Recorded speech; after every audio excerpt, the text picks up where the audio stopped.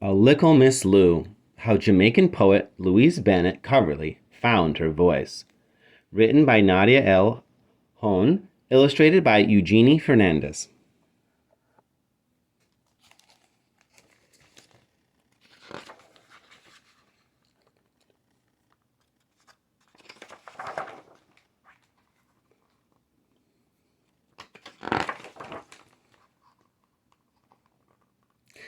Louise Bennett loved words. She played with them. She ate them for breakfast, served with roasted breadfruit, ackee, and saltfish.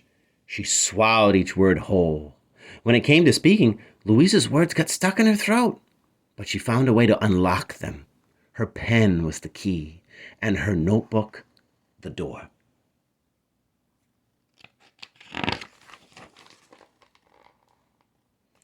At school, Louise's teacher thought that words had to click like clacking wheels, and that sentences should line up like the tram car tracks in Kingston. Louise got good grades, but she wanted more. May 1st, 1928. I wished that I could be a poet great and with my pen trace paths of peace and harmony for the uncertain minds of men.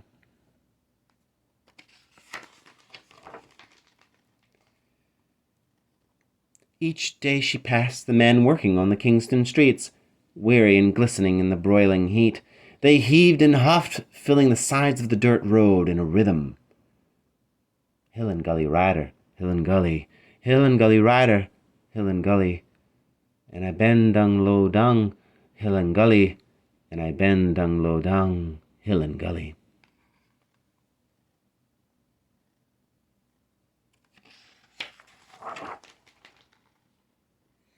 At school, Louise tried to find the bend dung low dung of the men's shovels. She wanted to hear their songs on the paper, the bass in her pen, the drum from their words. Louise was lost in her thoughts and wondering what voice she should listen to, the one with words that lined up like schoolgirls in starched uniforms, or the other voice. Louise Bennett, the teacher called. You need to be writin'.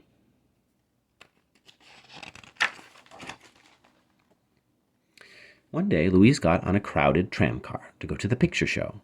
She saw a little space at the back between some market women holding their wares. Spit out yourself there, Liza, one woman warned the other. Dress umana come. Like a doctor's bird's wings, the words tickled Louise's ear, and like peanut drops, they stuck.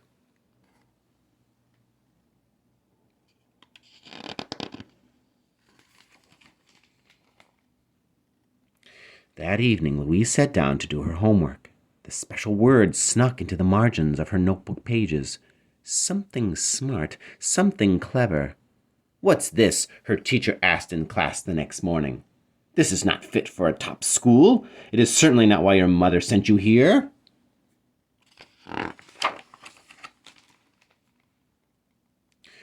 At home, as her mother worked, Louise watched the peel head, John Crow, sitting in the treetops. They reminded her of the stories she heard during visits to her grandmother in St. Mary. Louise had listened to the country people singing. Elena and her mama go around grung. Elena start ball for the belly. Elena and her mama go a grung. Elena start ball for her belly. Louise held her stomach too, remembering her day at school. Everything all right, Bibsy, said Mummy, as she moved the cloth under the sewing machine's darting needle, stitching the fabric together.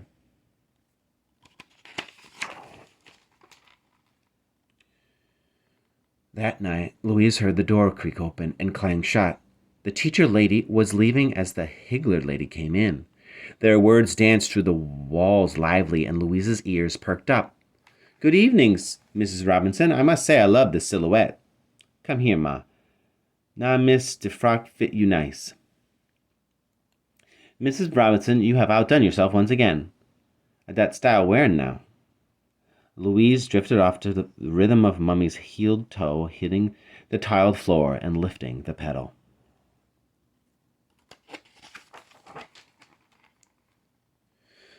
Get all your things, Bibbs, her mother said the next day. You're going to a new school. Louise was shocked, but when she looked at the name of her new school, she loved it immediately. Excelsior. Excelsior. The letters tasted like the crisp water crackers she loved to eat with Mummy's thick Saturday pumpkin soup. September 12th, 1928. It was a warm September day. Along North Street I made my way. I stopped at the gate and heaved a sigh. One word caught my eye. Excelsior.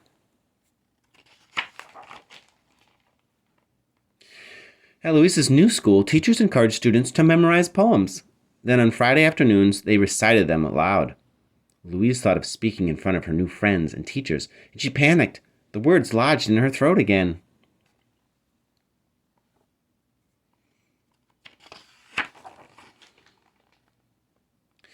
When it was finally her turn, Louise remembered the ladies in the bus. They were funny and chatty, bold and confident. She opened her mouth. Spread out yourself there, Liza. Just umana come. She see the little space side of we, and want poke herself in there. Spread out, gal, she da come. No space in ya at all. Why make you fool so, Liza? Spread out yourself, now, gal. Louise waited. Did her classmates hate it? Would they think she didn't know how to talk right? Would her new teachers scold her? Instead, her classmates roared with laughter and clapped. Her teacher, Mr. Powell, even smiled. Everyone begged her to recite more, and she did. A new poem every week. Louise had finally found a safe place to share her beloved words.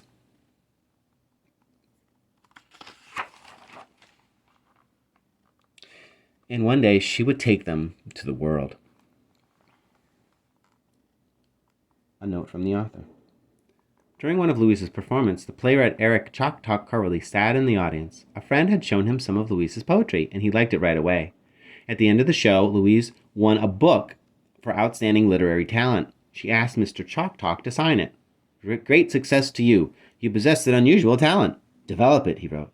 It took a few tries, but Eric convinced Louise to perform her poetry at the Christmas party at Koch Methodist Church in 1936. Everyone laughed and enjoyed the performance, and Louise was paid enough to buy a new pair of shoes. Louise's dialect poems sounded like the speech of everyday Jamaicans, poor and rich, light and dark. They sounded the way that her grandmother spoke. Even the ladies who spoke their careful words in proper English knew how to speak in Jamaican patois, which is another word for Jamaican English. Louise submitted her poems to the Daily Gleaner newspaper, where they were at first rejected, but she kept sending new ones, and when one was published months later, it was an instant hit. My introduction to Louise Bennett Coverley was in a library book called Mango Spice, 44 Caribbean songs and its accompanying tape recording. These materials were filled with Jamaican folk songs arranged or written by Miss Lou, as well as music from other Caribbean islands. My younger sister and I were children at the time, and we were so excited to find a book that reflected our culture and sounded the way we spoke at home. We memorized the songs as I fumbled their melodies on the piano. Hearing our efforts jogged the memories of our parents who had immigrated to Canada from Jamaica in the early 70s. With smiles on their faces, they told us of Miss Lou and her radio show, which they had listened to as children.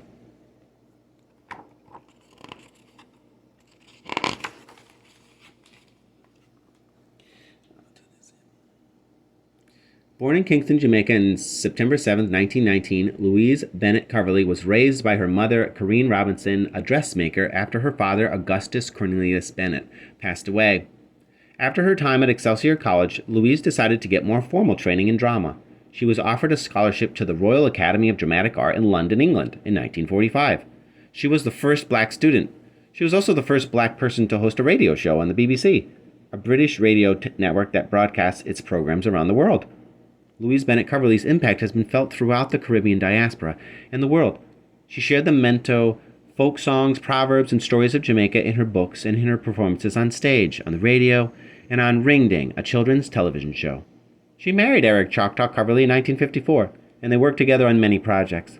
Louise and Eric raised his son, Fabian, and adopted other children.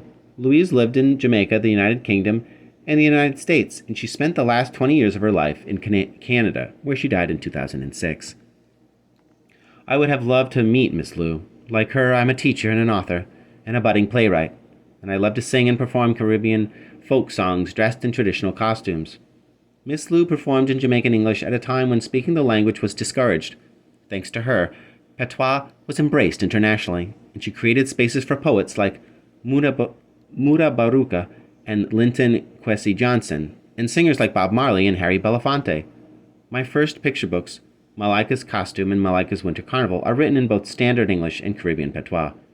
We owe all of this to Miss Lou. Thank you, Miss Lou, for the many gifts you have given to this world, and for being a phenomenal woman. In your words, may we all walk good.